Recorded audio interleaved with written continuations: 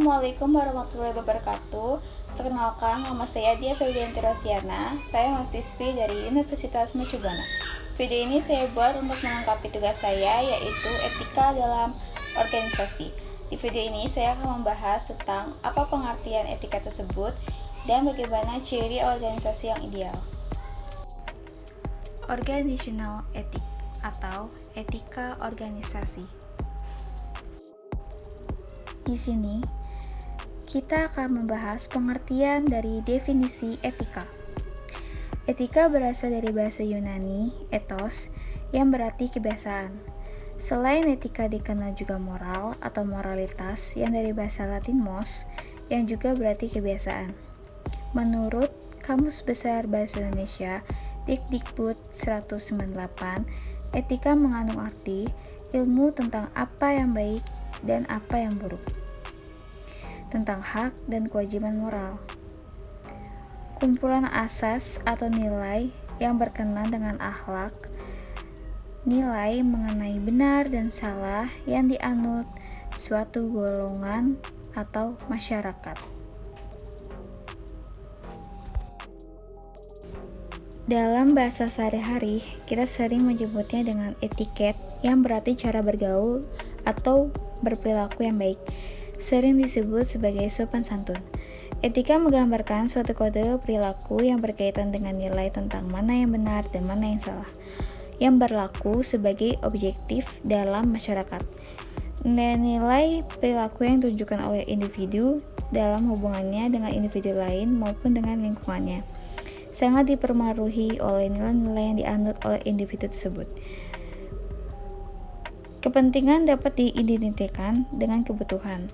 Abraham Maslow membedakan kebutuhan manusia dalam 5 hierarki atau teori hierarki kebutuhan. Yang pertama, fisiologi. Dan yang kedua, rasa aman. Ketiga, afisialitis atau akseptansi. Keempat, penghargaan. Dan kelima, perwujudan diri. Ciri organisasi yang ideal yang sekaligus menjadi nilai-nilai perilaku yang harus dianut oleh setiap anggota organisasi. Yang pertama, adanya pembagian kerja. Yang kedua, hierarki wewenang yang jelas sesuai struktur organisasi. Ketiga, prosedur seleksi yang formal. Keempat, aturan dan prosedur kerja yang rinci. Kelima, hubungan yang tidak didasarkan atas hubungan pribadi. Pola perilaku atau tindakan yang disepakati oleh setiap anggota organisasi akan berpengaruh dalam berinteraksi dengan individu atau lingkungannya. Pola perilaku ini menjadi suatu kebiasaan.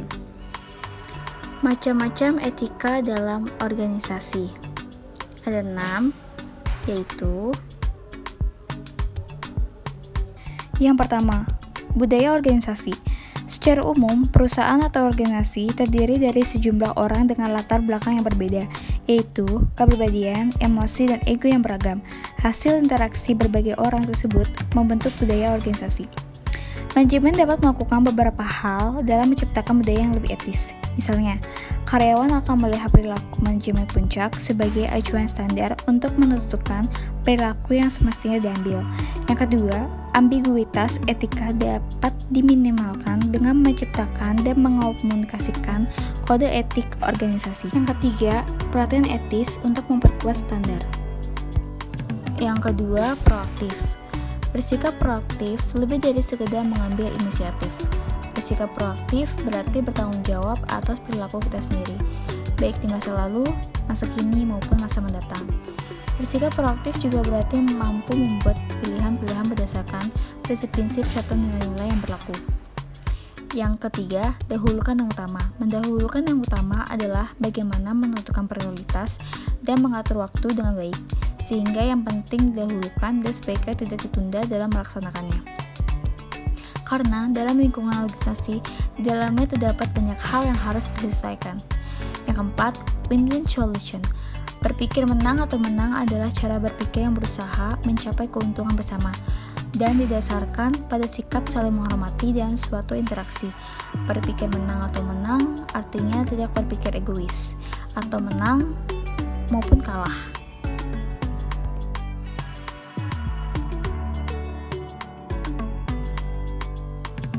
Yang kelima yaitu mengerti dahulu baru dimengerti.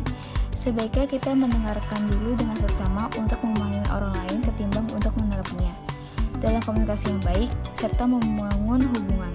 Kalau orang lain merasa dipahami, mereka merasa ditegaskan dan dihargai. Mau membuka diri sehingga peluang untuk berbicara secara terbuka serta dipahami menjadi lebih alami dan mudah. Yang terakhir yaitu mewujudkan sinergi. Sinergi adalah soal menghasilkan alternatif ketiga. Bukan caraku, bukan caramu, melainkan cara ketiga yang lebih baik ketimbang cara kita masing-masing. Memanfaatkan perbedaan-perbedaan yang ada dalam mengatasi masalah dan memanfaatkan peluang. Sinergi akan tercapai jika dua orang atau lebih bekerja sama untuk menciptakan solusi yang lebih baik ketimbang bekerja sendirian. Sekian dari pembahasan saya. Maaf apabila ada kesalahan kata serta intonasi yang tidak jelas. Wassalamualaikum warahmatullahi wabarakatuh.